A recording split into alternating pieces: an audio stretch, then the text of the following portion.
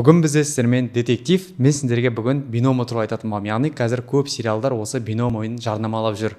Ол жақта айтады, телеграм каналға өтіңіз, біз сіздерге күшті схема береміз дейді. Және олардың видеоларында көрсетеді. Яғни өздері ойнап отырған, жоғары төмен басып отырады, и олардың счеттарын қарасаң 1 миллион, 2 миллион, 300 мың тауып отырады. Олардың көбісі негізі өтірік демо, яғни виртуальный счет достар. Ешқашан ол жаққа кірмеңіздер. Жақсы. Кірсеңіздер не болатынын айтайын. Мысалға, кірдіңіз, сізге айтады 10 мың теңге немесе 5 мың теңге салыңыз. Сіз саласыз сол 5 мың теңгені, и олар сол каждый регистрация үшін салғаннан процент алып отырады. Содан кейін сізге айтады, бізде күшті схема бар, короче, и сол схемамен ойнаңыз дейді. Сол схемамен ойнасаңыз, ұтылып қаласыз, конечно, олардың схемасы өтірік схема, яғни схема ешқандай не существует. Мысалы, сіз жоғары кете ме, төмен кете ме, оны ешкім білмейді. Ол дейтін рынок қой, рынокты ешкім угадать ете алмайды достар. Оның барлығы негізі көбісі өтірік достар.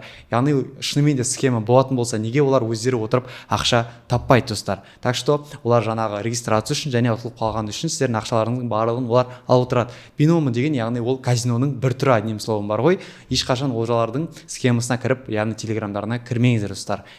Осындай бізде схема ол достар. Сіздермен болған мен детектив, біздің инстаграмымызға және тиктогымызға тіркеліп кетіңіздер. Аман саулықта жүзгенше сау болыңыздар.